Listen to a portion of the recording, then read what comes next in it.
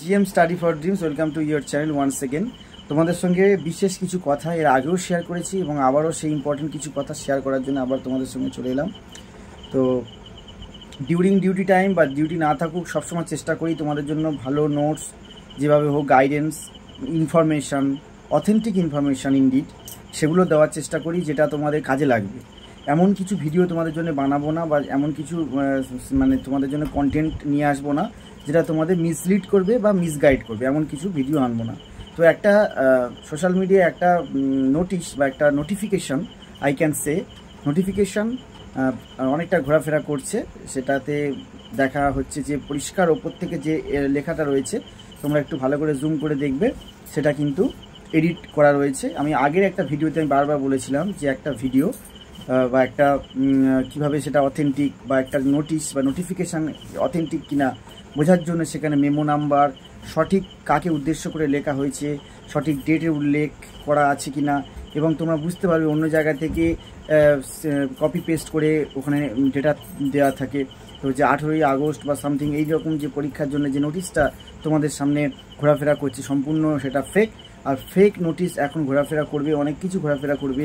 যখনই কোনো নোটিফিকেশান বা কোনো এক্সাম আসে বা সামনে থাকে, সেটা নিয়ে প্রচুর ব্যবসা হয়, প্রচুর ভিউয়ার্স, প্রচুর চ্যানেলে টিআরপি বাড়ানোর জন্য বা তাদের অ্যাটেনশান, সবার অ্যাটেনশান সেদিকে নিয়ে যাওয়ার জন্য অনেক সময় বলে অমুক দিনে পরীক্ষা, একদম গ্যারান্টি, এরকম সেরকম কিছুই না। কিন্তু এটা বলার এইটা কারণ নয় যে মাই ডিয়ার ভিউয়ার্স, সেটা বলার কারণ নয় যে তোমরা পড়াশোনাটা আলগা দেবে, এটা আমি বলতে চাই না। ওই জন্য যে জুলাই মাসে আগস্ট মাসে পরীক্ষা নয় চলো ঠিক আছে, তাহলে আরও কিছু সময় হাতে পাচ্ছি, এবারে যেরকম 6টায় ঘুম থেকে উঠতাম তাহলে এবার 7টায় ঘুম থেকে উঠবো। রিল্যাক্স, এই যে রিল্যাক্স মুডটা, রিল্যাক্স যে শরীরের মধ্যে যে রিল্যাক্সেশন ব্যাপারটা চলে আসে, তখনই আমাদের ক্ষতি হয়। আর যখনই মানুষ শরীরের মধ্যে অলসতা নিয়ে আসে, তখন মানুষের মধ্যে কিন্তু ক্ষতি চলে আসে। দেখো, একটা জিনিস আমরা দেখেছি যে আমরা সামান্য কিছু অসুবিধা হলে বা আমাদের সাকসেসফুল আমরা লাইফে না হতে পারলে এতটাই অধৈর্য হয়ে পড়ি যে ভাবতেই পারি না যে আমরা কি করে পরে এগোবো। কিন্তু যখন আমরা রাস্তায় যেতে যেতে একটা রেলগেটের কাছে এসে পৌঁছাই, ট্রেন যখন চলে আসে, কিন্তু আমাদের ওয়েট করতে হয়, উই হ্যাভ টু, আমাদের করতে হয়, কিন্তু আমাদের দাঁড়াতে হয় যে না, আমরা দাঁড়াই, ট্রেন চলে যাওয়ার পরে আমরা রেলগেট ক্রস করব। সেরকম জীবনে যখনই কোনো পরিস্থিতি কঠিন হয়, তখন আমাদের অপেক্ষা করতে হয়। আমরা চাই না যে আমাদের অপেক্ষা করতে পারবো কি না, আমরা চাই না যে আমরা অপেক্ষা করব কি না করবো, আমরা মনে করবো না আমার অপেক্ষা করতে ভালো লাগছে না, আর অনেক দিন হয়ে গেল, বয়সটা অনেকটা পার হয়ে গেল, আর কতদিন অপেক্ষা করব, আর কতদিন, আর কতটা সেই দূরে সেই আমাদের সাফল্য। হ্যাঁ, অবশ্যই সাফল্য দূরে নেই, খুব কাছেই আছে, কিন্তু এই ধৈর্যটা লাস্টবার ধরতে হবে।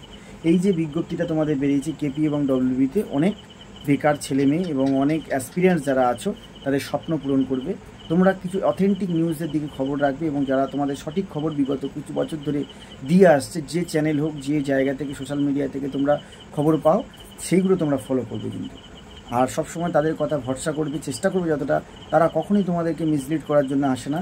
ভিডিও বানানো হয় তোমাদের ভালোর জন্য, মাঝে মধ্যে কয়েকবার ভুল ত্রুটি হতে পারে, সেটা হতে পারে, ঠিক আছে। নেলসন ম্যান্ডেলার মতো মানুষ কত বছর লাইফের, প্রায় 20 বছরের বেশি, আরও বেশি, লাইফের অর্ধেকটা টাইম জেলে কাটিয়েছেন। সম্পূর্ণ সময়টা তিনি জেলে কাটিয়েছেন। কেন জেলে কাটিয়েছেন? কারণ যারা কালো চামড়ার মানুষ, তাদের জন্য লড়াই, আফ্রিকার জন্য লড়াই। কিন্তু আলটিমেটলি কি তিনি জয়ী হয়েছিলেন? তোমরা সবাই জানো তিনি জয়ী হয়েছিলেন কিনা। প্রত্যেকটা মানুষের এরকম উদাহরণ অনেক আছে। একজন মানুষ যিনি কংগ্রেসের সাথে বিবাদ হয়ে তিনি দেশ ত্যাগ করলেন, বাইরে চলে গেলেন, একটা বাঙালির ছেলে কীভাবে একটা বাইরে একটা জায়গা, বিদেশে, সেখানে মানুষদের কনভিন্স করে নিজের দেশে প্রেম, ডাইনামিক পার্সোনালিটি দিয়ে একটা আজাদ হিন্দ বাহিনী গঠন করা অত সোজা কি? এত সহজ? এত বড় একটা এই ব্রিটিশ এম্পায়ারকে ভিত নড়িয়ে দেওয়া কি এত সহজ? তার জন্য কিন্তু সবসময় লাগে মনের জোর আর ডেডিকেশান এবং ঠাকুরের প্রতি বিশ্বাস এবং নিজের বাবা মার প্রতি বিশ্বাস, আর সর্বোপরি নিজের অধিকার, নিজের অধিকার বোধ, নিজের যেটা প্রাপ্য সেটা ছিনিয়ে নেওয়ার যে জেদ, সেই মানসিকতায় মানুষকে বড় করে এবং আশেপাশে কে কী বলছে এটা তোমাদের যেন কখনই এফেক্ট না করে। দেখো, আমাদের জীবনে আমি এই আজকের ভিডিওতে তোমাদের আজকের কিছু কথা শেয়ার করব যাতে তোমরা সাকসেসফুল হতে পারো ভবিষ্যতে, সেই কথা শেয়ার করব। এর সাথে সাথে আমি একটা গল্প বলবো যেটা তোমাদের হেল্প করবে, তোমাদের প্রিপারেশানে সব কিছুতে হেল্প করবে। দেখো, আমি যখন প্রথমবার চাকরির আগের লাইফটা আমি বললাম না, আমি জাস্ট বলছি যে তোমাদের সঙ্গে শেয়ার করছি যে চাকরির যে আগের লাইফটা সেটা একটা রকম, আর এই যে প্রিপারেশনের যে মুহূর্ত, এই যে তোমাদের সামনে পরীক্ষা আছে, পরীক্ষা থেকে এতটা দূরত্বে তোমরা রয়েছো, এত কিছুদিন বাকি আছে, হয়তো 2 মাস 3 মাস, এখন ডেট ফিক্সড হয়নি, এই সময়টা মানসিক অবস্থা মানুষের কেমন হয়, সেই মানসিক অবস্থা সেইখান থেকে কীভাবে ওভারকাম করে তোমরা সঠিক জায়গায় যাবে। আজকে দেখো, যদি তোমরা 50 ডেজ চ্যালেঞ্জ মনে করো, 60 ডেজ চ্যালেঞ্জ মনে করো, কেমনভাবে তোমরা পড়াশোনা করছো আমরা জানি না, কী প্রতিবন্ধকতা চলে আসে পড়তে পড়তে, এরকম মনে হয় আরে পরীক্ষা তো অনেকটা দূরে আছে, অনেক দেরি আছে, এখন একটু হালকাভাবে পড়াশোনা করি।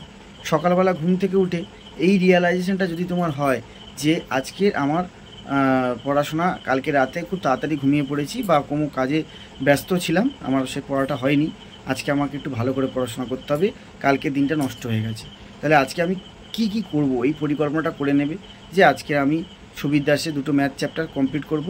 আর সকালবেলা রুটিন করে নেবে, সকাল 6টা থেকে 12টা পর্যন্ত পড়বো বা 1টা পর্যন্ত পড়বো, মা খেতে ডাকবে তখনই খেতে যাব, মোবাইল ফোন বাইরে মানে কাছে থাকবে না, পড়াশোনা করার সময় সবসময় মনে করতে হবে যে এই যে সময়টা এটা আর ফিরে আসবে না, যে সময়টা এই যে প্রিপারেশনের আগে, এই যে পরীক্ষা বাকি আছে, এই যে সাসপেন্সটা যখন পরীক্ষা হয়ে যাবে, চোখের নিমেষে কোথায় যে ভ্যানিশ হয়ে যাবে, তখন তোমরা অঢেল টাইম পাবে হাতে, এত টাইম পাবে তখন কিন্তু এই সুবর্ণময় সময়টা আর ফিরে পাবে না। তাই তোমরা মনে করবে যে পরীক্ষা যখনই হোক আমি জুলাই মাসের মধ্যে আমার সমস্ত সিলেবাসটা শেষ করব। আমি যখন আমার কাছে যখন এই সুযোগটা এসেছিল, আমি যখন টিউশনি পড়াতাম, সকালে 2টো ব্যাচ, বিকালে 2টো ব্যাচ এবং সন্ধ্যের পরেও এক্সট্রা টাইম পড়াতাম, কারণ সংসারে দুটো যাতে ভালো মানে একটু যে কোয়ালিটি, যদি ভালো একটু মাছ, একটু ভালো সবজি, একটু ভালো খাওয়া, যেতে সংসারে যাতে উন্নতি সচ্ছলভাবে ফ্যামিলিটা যাতে চলতে পারে, সেক্ষেত্রে আমি মনে করতাম যে আরও যদি 2টো টিউশনি এক্সট্রা পড়াই তাহলে আমার খুব ভালো হয়। কিন্তু আমি এক্সট্রা পড়ানোর চক্করে আমার নিজেরই পড়াশোনা করা হতো না, সকাল বিকেল এবং সন্ধে টিউশনি পড়িয়ে আমার হাতে মাত্র 4 থেকে 5 ঘন্টা টাইমও থাকতো না, কোনো সময় হয়তো রাতে ক্লান্ত হয়ে শুয়ে পড়তাম, অলসতা চলে আসতো। কিন্তু এইভাবে হারিয়ে যেতে যেতে সবসময় একটাই জেদ করেছিলাম যে যখন আমি একটা পরীক্ষা ফেল করলাম, বারবার কয়েকটা পরীক্ষা ফেল করলাম, আমার এই বেঙ্গল পুলিশ WBPতে পরীক্ষা আমার হাতে আর মাত্র বাকি ছিল 30টা দিন। 30টা দিন আমার হাতে নিট টাইম ছিল যে আমার এই টাইমটার মধ্যে আমাকে সব কিছু কমপ্লিট করতে হবে। তো আমি কিভাবে এই 30টা দিনের মধ্যে কমপ্লিট করব, এটা আমার কাছে খুব কঠিন মনে হয়েছে, কারণ চঞ্চল ঘোষের বই তখন যতটা প্রাসঙ্গিক, 2016-17 দিকে কথা বলছি, তখন যতটা প্রাসঙ্গিক, এখন সুবীর দাসের বইটা ততটাই প্রাসঙ্গিক, ওই বইটা বেশি চলছে, তাহলে ওই বইটা আমার কাছে কতটা তাড়াতাড়ি শেষ করতে হবে, এর সাথে সাথে স্ট্যাটিক জিকে, সমস্ত সাবজেক্ট ওয়াইজ জিকে, জিআই, সমস্ত কিছু আমার কাছে প্রায় অনেকটাই নতুন। কারণ পুলিশ ডিপার্টমেন্টে যেমন তোমরা বিভিন্ন চ্যানেলে বা আমাকেও তোমরা অনেকে জিজ্ঞেস করো যে কেমন প্রশ্ন পড়বে, কিভাবে পড়বো দাদা, এটা তো আমি অনেকটা তোমাদের গাইড করি, অনেক দাদারা, অনেক স্যাররা তোমাদেরকে গাইড করে, কিন্তু আমাকে যে কে গাইড করবে এটা আমি নিজেই জানতাম না, যে আমাকে কে গাইড করবে, কাকে জিজ্ঞেস করব, কিভাবে জানবো, ওটা আমার কাছে টোটালি মোবাইল ফোনের ব্যবহার আমার কাছে ছিল না, বা আমার কাছে সেরকম মোবাইল ছিল না। তাহলে আমি কি করব, আমার কাছে এই দেখতে দেখতে আরও 5টা দিন চলে গেল, হাতে আর মাত্র 25টা দিন, তাহলে আমি এইভাবে কি মেন্টাল স্টেট কী হওয়া উচিত আমার, কি করব আমি? তখন আমি কি করলাম, টোটাল সকাল বিকেল এবং দুপুরের সন্ধ্যের ব্যাচ সব ছুটি দিলাম, যে আমি এই কটা দিন মানে নিজেকে অ্যালুফ রাখতে চাই, তোমাদের সঙ্গে আমি পড়াতে পারবো না, আমার তার জন্য টিউশনি হয়তো ভবিষ্যৎ তারপরে অনেক ছেড়ে গিয়েছিল যখন আমি পরীক্ষাটা দিই, কারণ রেগুলারিটি মেনটেন করতে পারিনি, অনেকে ছেড়ে দিয়েছে, তাতে আমার পেটে অনেক ক্ষতি হয়েছে, মানে আমার মানে সাংসারিক জীবনে যেটা আমার পরিবারের যে খাওয়া জোগান দিতাম আমি, তাদেরকে সঠিকভাবে বাড়িতে পয়সা দিতে পারতাম না, সংসারে অসুবিধা হয়েছিল, কারণ ছাত্রছাত্রীরা চলে গেলে তাদের পয়সায় তো আমাদের ইনকাম, তাদের পয়সা থেকেই সংসারটা চলতো। আর গ্রামের দিকে টিউশনি মানে যত খেটে পড়াও, হয়তো মাইনে বাকি রেখে 4 মাসের মাইনে বাকি 1 মাস দিল, 3 মাস দিলই না, এরকম বেশি, সবাই এরকম অনেকেই আছে তোমরা জানো। তো এবার 22টা দিন বা 25টা দিন যে টাইমটা আমি পড়াশোনা শুরু করলাম, যে আমার হাতে এই অল্প কটাই টাইম আছে, কিচ্ছু আর করার নেই, দেয়ালে পিঠ থেকে গেছে, যে বয়স 26 পার হয়ে গেছে, এবার একটা কিছু করতে হবে। তো এই যে এবার কীভাবে পড়াশোনা, এবার একটা ঘর চয়েস করতে হবে। আমি আগেই বলেছি একটা টেবিল, একটা ঘর। দেখো আমার পার্সোনাল আলাদা কোনো ঘর নেই, আলাদা কোনো ঘর কখনোই ছিল না, এখনও ঘর বাড়ি নির্মাণের কাজ এখনও শুরু করিনি। তো অনেকটাই গুছিয়ে নিতে সময় লেগেছে, যেন বাবা না থাকলে সংসারে যা মানে বটবৃক্ষ না থাকলে বাড়িতে যেরকম গাছের ছায়া না থাকলে যা হয়, সেরকম পড়াশোনা শুরু করলাম কেমন, সকাল থেকে রাত পর্যন্ত অনুগত অনুচর হচ্ছে বই। কেমন? আচ্ছা, একটা মানুষ কি সবসময় বই পড়তে পারে? না। বই পড়ার অবসরে আমি কি করতাম, ধরো আমি সকালবেলা থেকে পড়া শুরু করলাম, যে টানা পড়ে যাচ্ছি কীরকম, সকালবেলা টাইমটা ম্যাথ, জিআই এবং জিকের দু একটা টপিক যদি করে নিই, তাহলে দুপুরবেলা শুধু খাবার টাইমটা ফ্রি, খেলাম। তারপর দুপুরবেলা একটুখানি হয়তো বিশ্রাম, 1 ঘন্টা বা 40 মিনিট বিশ্রাম নিয়ে আবার বসে গেলাম অঙ্কগুলো প্র্যাকটিস করতে, মানে জাস্ট প্র্যাকটিস। সকালে যেগুলো করেছি সেগুলো প্র্যাকটিস, এবং বিকেল থেকেও সব পড়াশোনা। বিকেলবেলা কি পড়াশোনায় মন বসবে না, একটু খোলা বাতাসে, একটু যেখানে কেউ থাকবে না, মানে ক্রাউডেড এরিয়ায় যাওয়া নয়, ধরো একটুখানি বাড়ির ছাদ, কারোর হয়তো কোনো ফাঁকা মাঠ কোথাও, সেখানে সেরকম ছেলেমেয়েরা ভিড় করে না, একটু ফাঁকা জায়গায়, বা একটু মায়ের সাথে গিয়ে কথা বললে, একটু বাবার সাথে গিয়ে কথা বললে, বা এইভাবে গিয়ে একটু মেন্টাল ফ্রেশনেস নেওয়া। কারো যদি এখন মোবাইল থাকে, তোমরা মোবাইলটা নিয়ে একটুখানি কোনো ইন্সপিরেশনাল বিপ্লবীর জীবনী, কোনো ভালো মিলখা সিংয়ের একটা দৌড় দেখলে, পাকিস্তানে গিয়ে কেমনভাবে দৌড় করেছে দেখে নিয়ে আবার পড়তে বসে গেলে, তাহলে কী হবে, দুপুরবেলা শুধু খাবে, রাতে শুধু খাওয়া দাওয়া করবে, এবার নিজের যেটুকু যাওয়া দরকার, স্নান, খাওয়া দাওয়া, এইটুকু যেগুলো দরকার সেগুলো বাদে বাকি সময়টা তোমাকে আর কেউ দেখতে পাবে না। যেটা আমি করেছিলাম, সকাল থেকে রাত পর্যন্ত শুধু আমার মা খাবারটা আমাকে পৌঁছে দিত, সেই খাবারটা আমি দরজার কাছ থেকে নিয়ে নিতাম, নিয়ে বিছানার তলায় রেখে দিয়ে হয়তো পড়তে বসলাম।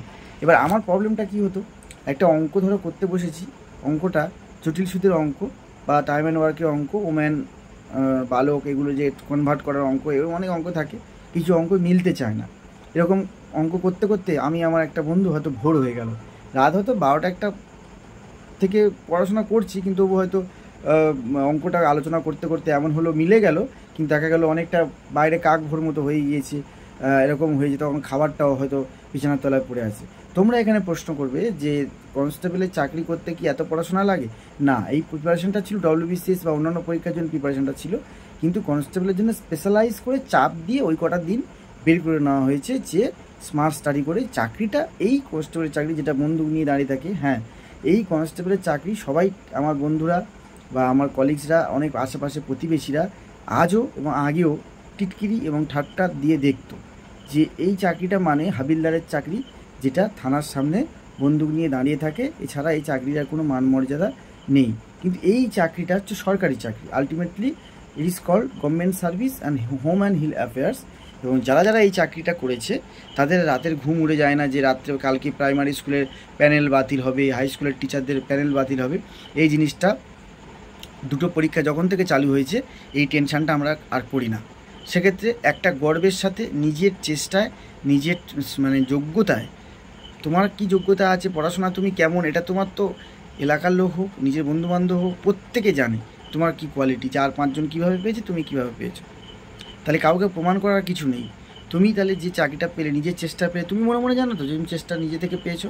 তুমি যদি নিজে থেকে পেয়ে থাকো, তাহলে তুমি এটা মনে করবে যে তুমি নিজে থেকে পেয়েছো, এইটুকুই মনে যদি স্যাটিসফ্যাকশান থাকে, তাহলেই হবে। তাহলে দেখবে তোমার চলা ফেরা, তোমার গেটস, হাঁটাবাটা, তোমার সব কিছু, তোমার কথাবার্তা, বাচনভঙ্গি, সব কিছুর মধ্যে একটা কনফিডেন্স রিফ্লেক্ট করবে, এটা মনে রাখবে। আর সবসময় একটা কথা মনে রাখবে যে সাফল্য স্পিক্স, তোমার সব কিছু, তোমার সাফল্য বলে দেবে, তোমার প্রস্তুতি হবে গোপনে। তাই যে এত অল্প দিনের 25 দিনের প্রস্তুতিটা কীভাবে শেষ করলাম, সারাদিন 24 ঘন্টাই বই নিয়ে সঙ্গে অ্যাটাচ, শুধু কিছুটা সময় ঘুমানো, 5-6 ঘন্টা, 4 ঘন্টা, 5 ঘন্টা ঘুমানো, শরীরটাকে শেষ করে দেওয়া আর কি। মানে একেবারে শরীরের খেয়াল না রেখে শুধু পড়াশোনা। এবার যদি বলো হ্যাঁ, এইভাবেও পড়াশোনা করা যায়, তোমরা এখন তোমাদের হাতে যে 50 দিন হোক বা যে কটা দিন টাইম আছে, এই ফেক নোটিশের পাল্লায় না পড়ে নিজেকে শেষ করে দাও, একদম মানে নিগড়ে দাও। কীরকমভাবে? মিলখা সিং একবার বলছেন যে ওনার মানে যিনি ওনার ট্রেনার, মুখ থেকে রক্ত উঠেছে, এতবার দৌড়েছেন এবং বলছেন আমি আর পারবো না। তখন ওনার গুরু বলছে না, আর একবার পারতেই হবে, তুমি পারবে, রক্ত উঠছে মুখ থেকে, বমি হচ্ছে, তাও আরেকবার পারতে হবে। দেখো মিলখা সিংয়ের জীবনী কেন এদের জীবনীর কথা বলি, দেখো পুলিশের চাকরিতে তোমার দৌড়তে হবে অবশ্যই, তার সাথে সাথে তোমার ফিজিক্যাল স্ট্যামিনার সাথে মনের জোরটা খুব দরকার। দেখো এই পরিস্থিতিতে দাঁড়িয়ে যদি আমরা পারতে পারি, তোমার পাশের বাড়ি বন্ধু পারতে পারে, সবাই পারছে, তুমি কেন পারবে না?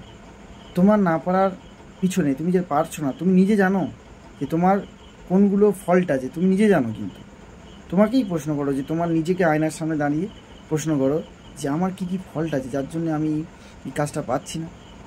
ও মোবাইলটা বেশি ঘাঁটা হয়, আচ্ছা, আড্ডা বেশি মারা হয়, আচ্ছা, নেগেটিভ চিন্তা, ওভার থিঙ্কিং একটা ব্যাপার, যে ওভার থিঙ্কিং এমন একটা জিনিস যে দুর্নীতি হচ্ছে, আমার হবে না, আমি জেনারেল ছেলে, আমার হবে না, এখন অত সোজা না।